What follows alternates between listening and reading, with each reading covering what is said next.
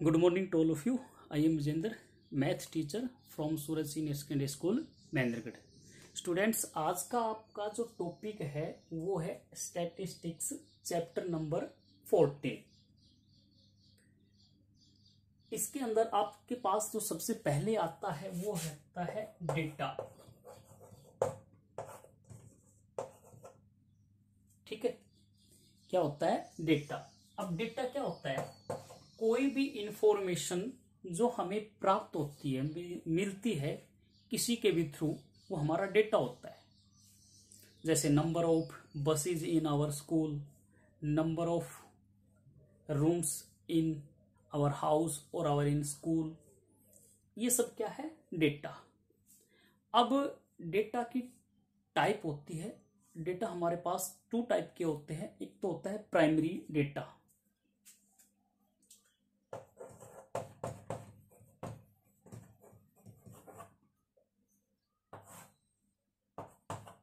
ठीक है। एक पहला क्या होता है? प्राइमरी डेटा क्या होता है? प्राइमरी वो डेटा होता है जो हमें डायरेक्ट मिलता है, डायरेक्ट हमें प्राप्त होता है, वो हमारा क्या होगा? Primary data. जैसे number of family member in our family, number of member और number of family member in our family, हमारी फैमिली के अंदर नंबर ऑफ मेंबर कितने हैं? तो number of member in our family, ठीक है। फैमिली के अंदर कितने मेंबर है, ये हमारा प्राइमरी डेटा हो गया, ठीक। नंबर ऑफ पॉपुलेशन या number of man in our city. अब वो नंबर ऑफ मैन हम पता करेंगे तो हम डायरेक्ट नहीं पता कर सकते, वो इंफॉर्मेशन हमें किसी दूसरे से लेनी होगी, तो प्राइमरी डेटा नहीं होगा। सेकंड आपका आता है सेकेंडरी।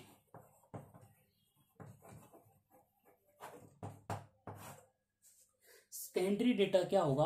वो डेटा जो हमें किसी सेकंड पर्सन के यानी किसी दूसरे के थ्रू मिलता है, वो हमारा सेकेंडरी डेटा होगा। जैसे number of teachers in our school,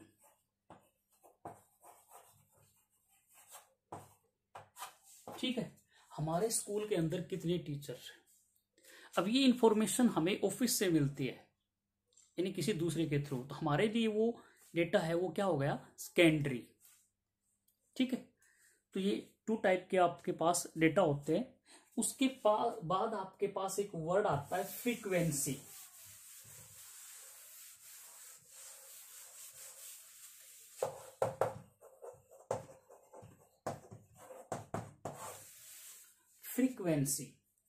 frequency का मतलब होता है कि कोई भी डेटा कितने टाइम्स रिपीट हो रहा है, कितनी बार यूज हो रहा है, कितनी बार लिखा गया है, ठीक है, वो क्या कहलाएगा?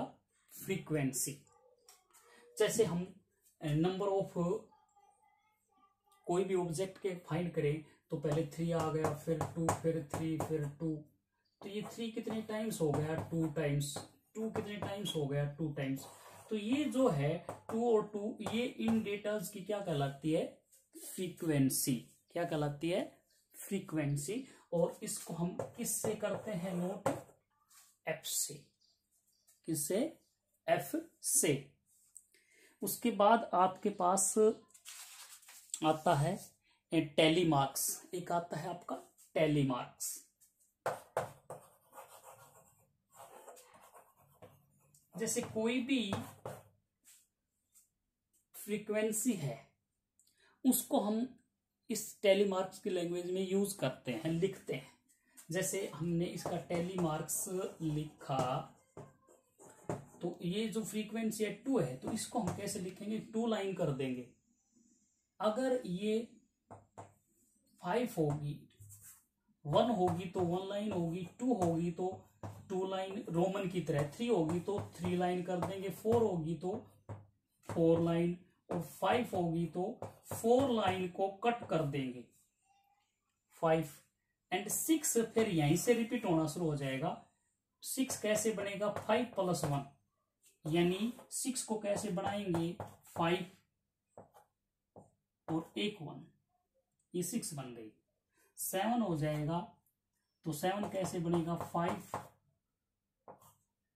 और 2, 10 के बाद फिर रिपीट हो जाएगा। तो ये आपका होगा टैली मार्क्स। उसके बाद आपका जो नेक्स्ट आता है वो है ग्रुप फ्रीक्वेंसी और एक होती है अनग्रुप्ड फ्रीक्वेंसी।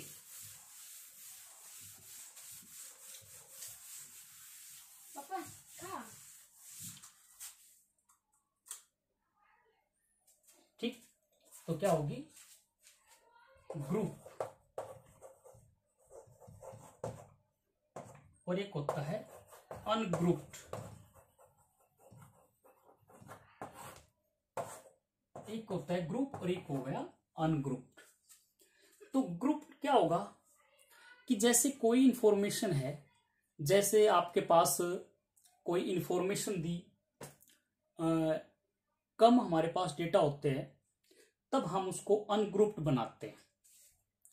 जैसे number of marks of 5 students, ठीक है, तो 5 स्टूडेंट्स के अगर हम मार्क्स लिखें तो किसी बच्चे के आउट ऑफ 20, तो किसी बच्चे के मान लो 5 आ गए, किसी के 7 आया है, किसी के 2 आया है, किसी के 10 आया है और किसी के फिर 5 आया है। तो ये 5 स्टूडेंट के मार्क्स हो गए। तो इसको हम अनग्रुप में लिखते हैं। ग्रुप में जैसे हमें नंबर ऑफ मार्क्स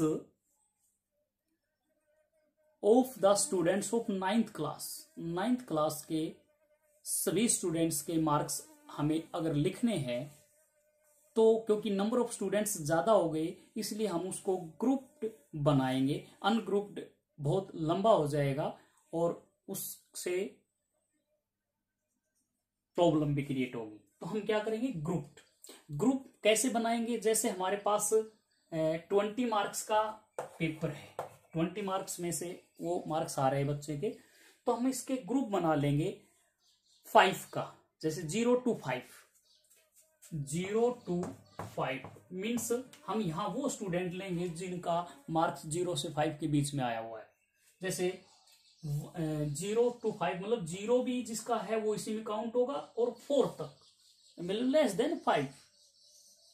तो मान लीजिए वो 10 स्टूडेंट है, फिर नेक्स्ट आ जाएगा 5 to 10, सेम रखना है, ये डिफरेंस सेम रखना है। इसको हम बोलेंगे क्लास। क्या बोलेंगे इसको? क्लास। ये बोली जाती है आपकी क्लास। फर्स्ट हो गई, सेकंड हो गई। मान लीजिए स्टूडेंट है 5, 10 to 15 मान लीजिए 50 स्टूडेंट है, 15 to 20 मान लीजिए ये 100 स्टूडेंट है। तो ये मेरे पास सभी स्टूडेंट्स का डिटेल आ गया। ये हमारी क्लास कहलाएगी। ये फर्स्ट, ये सेकंड, ये थर्ड, ये फोर्थ। इनके बीच में जो डिफरेंस है वो आपका कहलाएगा क्लास का साइज। 0 to 5 का डिफरेंस है, क्लास का साइज 5 हो गया। 5 to 10, अच्छा ये 5 यहां काउंट नहीं होगा, अगले में होगा। ये 10 यहां नहीं होगा, नेक्स्ट में होगा। ये यहां नहीं होगा, नेक्स्ट में होगा। ठीक है, तो इस प्रकार आपके पास ये जो होगा ग्रुप्ड और अनग्रुप्ड। ठीक है, ये आपकी क्लास हो गई। इसका जो डिफरेंस हो क्लास साइज हो गया। ये लिमिट हो गई, नीचे की लिमिट लोअर लिमिट, ये ऊपर की लिमिट अपर लिमिट, ये नीचे की limit lower limit upper limit, lower limit upper limit. ठीक है, तो इस प्रकार से हम देखेंगे। ये हमारा हो गया ग्रुप और ungroup. Thanks and have a nice day.